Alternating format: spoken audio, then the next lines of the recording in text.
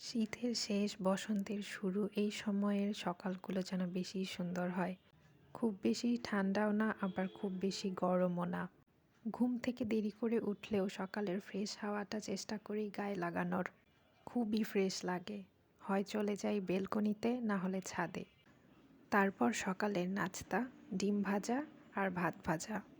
সকালে খুব বেশি ভারী খাবার খেতে আমার ভালো লাগে না, কিন্তু এই কম্বিনেশনটা আমার খুবই পছন্দ।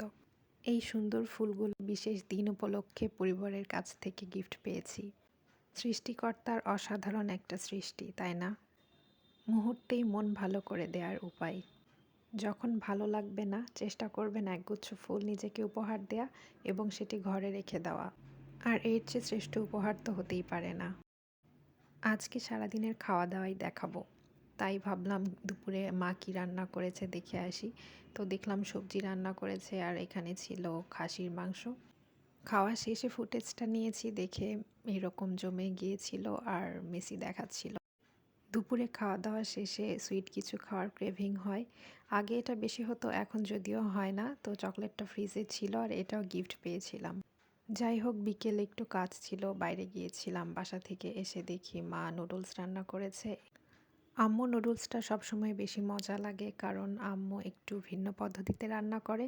এখানে কোনো কেচাপ সস কিছুই ইউজ করে না। আম্মুর ঘরোয়া কিছু মশলা দিয়ে রান্না করে, এজন্য মনে হয় বেশি ভালো লাগে। আর সেদিন রাতে বানিয়েছিলাম ভেজ মোমো। প্রায় দিন রাতে আমার ভাত ছাড়া অন্য কিছু খেতে ইচ্ছে করে, তাই সেদিন ভাবলাম কি খাওয়া যায়। আর বেশ কিছুদিন থেকেই মোমোর ক্রেভিং হচ্ছিল। আর আমি একজন সবজি লাভার, এমনি এমনিও সবজি আমি খেয়ে ফেলতে পারি। তো সেদিন একরকম এক্সপেরিমেন্টই চলছিল, হাতের কাছে যা সবজি পেয়েছি সব ইউজ করেছি। মজার বিষয় হচ্ছে এভাবে রান্না করে খুবই মজা লেগেছে।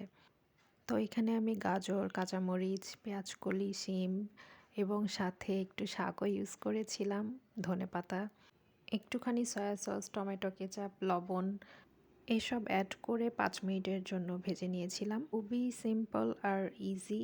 আর ধনেপাতাটা আমি একদমই শেষে অ্যাড করেছি, সেই সময় জাল দিইনি।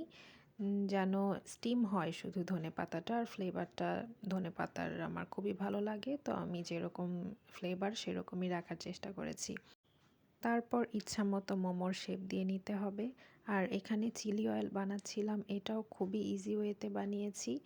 একটি ছোট প্যানে তেল গরম করে নিয়ে সয়া সস, চিলি ফ্লেক্স, চিনি, একটু রসুন বাটা সব কিছু অ্যাড করে এর মধ্যে ফুটন্ত যেই তেল সেটা দিয়ে চিলি অয়েল বানিয়ে নিয়েছিলাম।